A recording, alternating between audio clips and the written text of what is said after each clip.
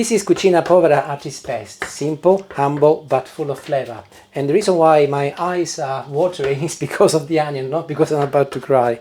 In Sicily, families would start with just olive oil and onion and build a base and start from there by adding other ingredients which would feed the entire family.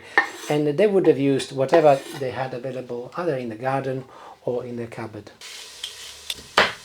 I'm chopping my potatoes in very small cubes. This isn't always traditional, but it works beautifully as the potatoes will break down and it will make the dish considerably creamier. It's another example of making your ingredients go further. Medium temperature, and I'll mix my potatoes and onions together so that they start combining. And here comes the star of the show, broad beans and peas.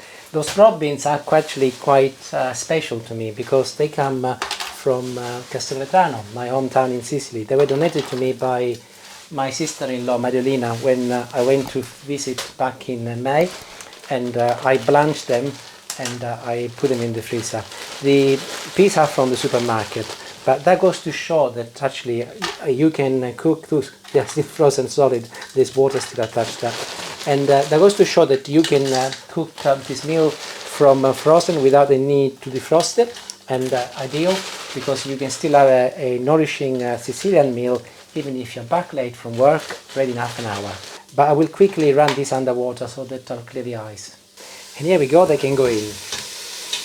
I'll turn the temperature up and I'm going to add a glass of cold water. Important that it is cold at this stage, and I wait until this reaches the boil, and the water will obviously help the beans and the peas to start cooking. Besides its simplicity, one objective of this recipe is also speed. So I'm keeping it very, very simple. So I'm adding a vegetable stock cube. But if you want, you can also use your own stock cube, liquid stock cube, in which case you would have to make it. And you could do that by adding carrots and onion and maybe some celery to some water, a little bay leaf if you've got it, about a litre of water, and leave it to cook for about, I would say, 20 minutes. And that is your vegetable stock cube. But today I will be using water and a stock cube purchased from the supermarket. So everything is boiling away. I'll turn the temperature down on number 4, simmer, and I'll place the lid on. And I will leave it to gently cook for the next 10 minutes. During this time, the beans will release a lovely earthy flavour. Also the peas will release sweetness, and the potatoes will release body. So Sicilian cooking is all about a balance and cooking in perfect harmony, of course. A bit like the song. So I'll see you in about 10 minutes. Whenever my mum used to cook anything like this, she always used to say to me to always add 1 glass of cold water.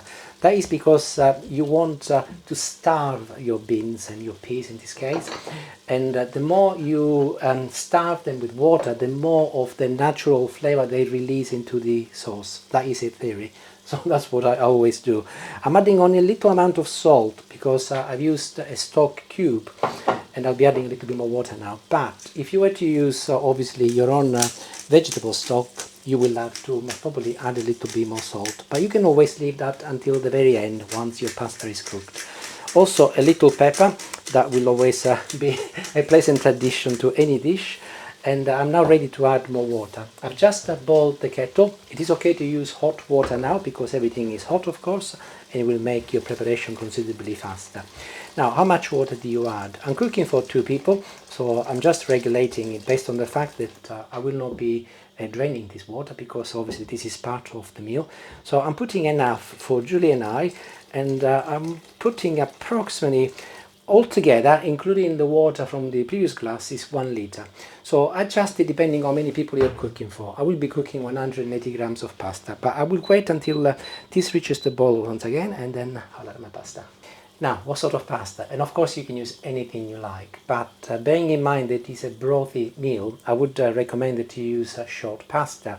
Today we'll be using this macaroni here, but you can use any short pasta. You can use shells, which is conchiglie in Italian, ditalini or ditaloni, or anything that is short. If you want to use spaghetti or indeed linguine, you can do that also by chopping them in little pieces and make them this length, and it will also be okay, as long as you can spoon them when you eat the pasta, of course. And of course you will need enough water to ensure that your pasta cooks properly, because this is dry and the pasta will be absorbing the liquid and it will grow. So you will see that by the time I'm done there will be some broth, but not as much as this, because a lot will have been absorbed by my pasta. Of course you can always cook your pasta in a separate pot, the traditional way, with some hot water, and then you can combine everything together later. But if you do that, do ensure that you put less liquid in your sauce, otherwise it will become too liquidy and then the taste will be too diluted. The benefit of doing what I'm doing today, however, is that the pasta will release starches, and 100% of the starches will go in your meal.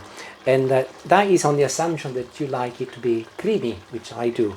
So there isn't right or wrong, depends on your preferences. So if you want it creamier and you want that flavor from the starches, do what I've done. If you want it a little bit less starchy, just cook your pasta separately and then combine it together, but with less liquid, of course. My pasta is cooked, so I will remove it from the heat, otherwise it will overcook. I don't want it to be gluey. Starch is okay, gluey is not. And of course some mint here, which I'm going to add now that it's cooked. You can choose anything you like, but mint is excellent because it marries really well with both broad beans and with peas. But if I didn't have any mint, this is really fresh actually. It was singing O Sole Mio under the autumn sun about 10 minutes ago. You can also add parsley. Parsley will go very well, but obviously if you got access to mint, ideal. That is a very, very Sicilian thing to do with this dish. So I'll put it in and I'll leave it to rest for about a couple of minutes so that the flavour from the mint is released in my dish. And all I've got left to do is, of course, to serve a portion of this Sicilian Cucina Povera masterpiece. So I'll do a little portion. And of course, if you want to extract all of the flavour, you might want to add a little drizzle of olive oil.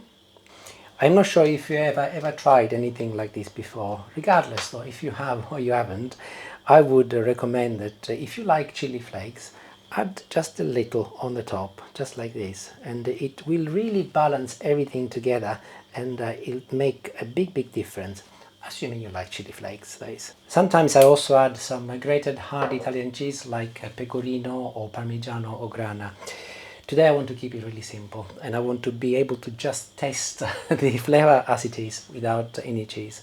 But if you like cheese, you can add it, obviously, just before you eat it.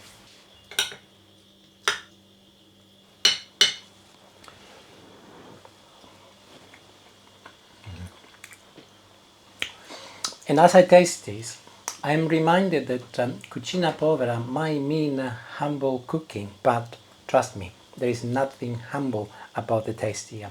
The flavors are amazing. It's absolutely delicious. Try and you will see what I mean. And you will realize that something so simple and straightforward can taste so delicious. And if you like this, subscribe. The channel is full of Italian and Sicilian rustic recipes, and they will bring a little bit of Sicily into your kitchen. Thank you for watching. Ciao ciao.